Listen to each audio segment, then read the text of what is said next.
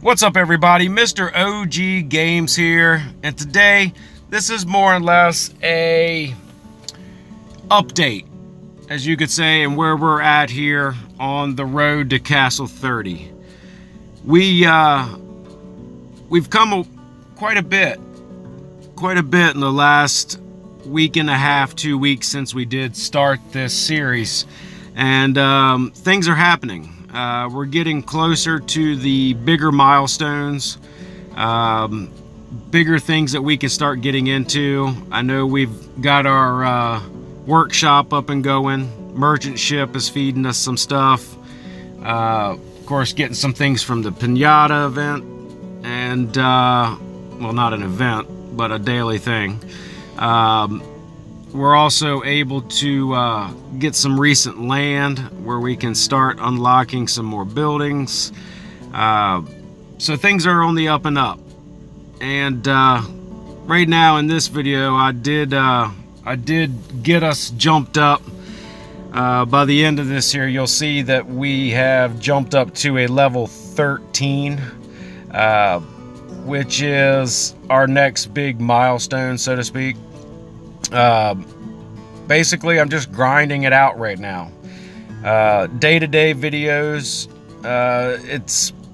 it's hard. It's going to be harder and harder to show a lot of progress in one video every day.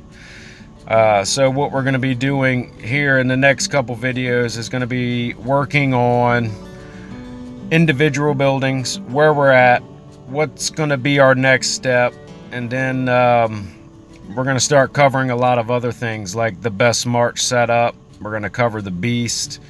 We're going to cover the college, which I know that's pretty self-explanatory, really.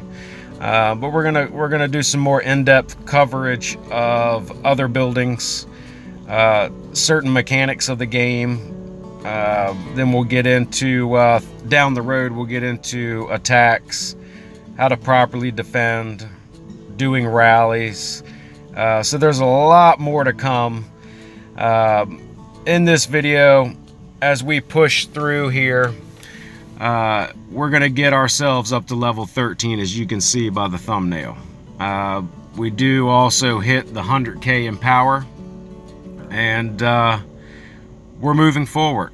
We've got a long ways to go still before we get to 30, but this is really just a video that I wanted to post out there to show the progress that we've made here, so that way you guys can get an update when I have enough material to show you our next move forward.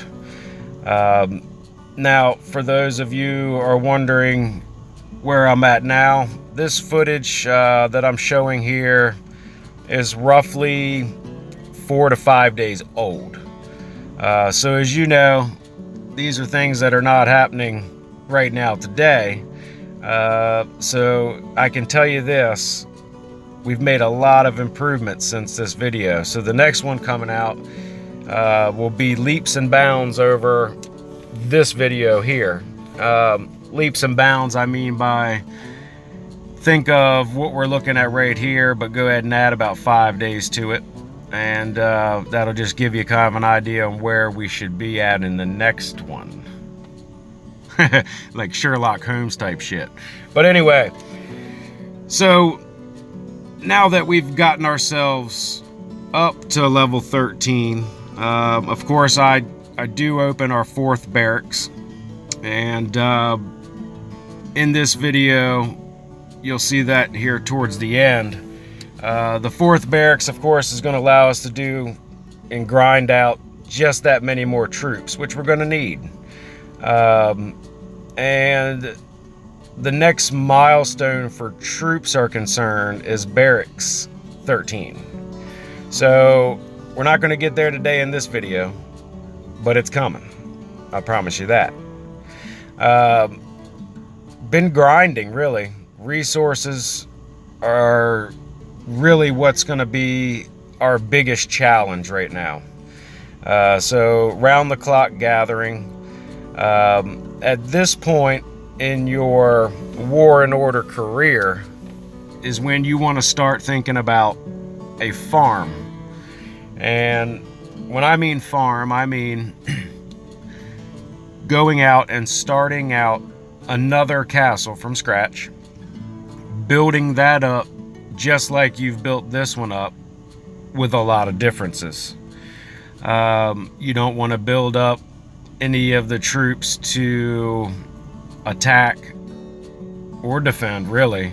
You want to build up your troops cavalry only, because they are the fastest gatherers and carry the most load.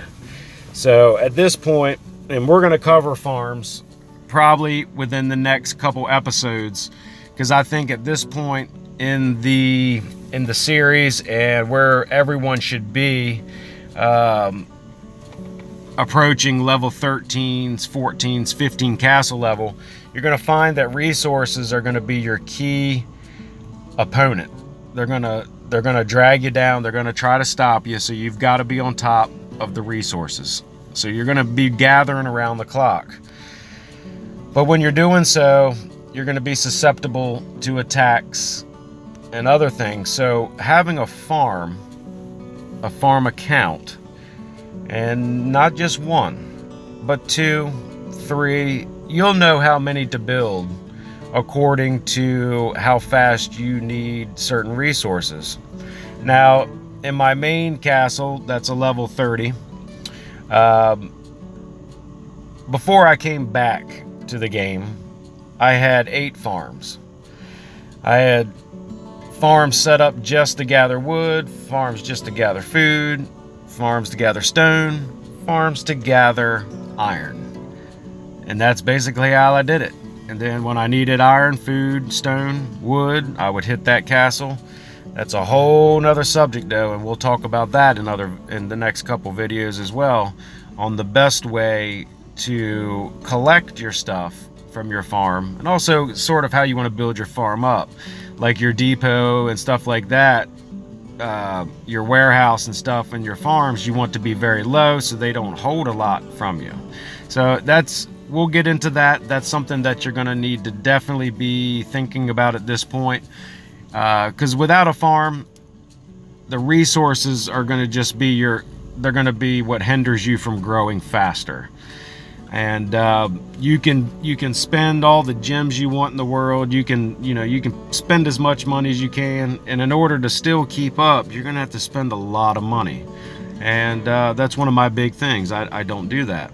Now, War and Order does offer a lot of different packs, resource packs. I mean, you name it, they've got something that you can buy, but you're paying a lot of money for that. So having a farm account, something that you can hit, getting your farm account in an alliance that is strictly for farms, it benefits you.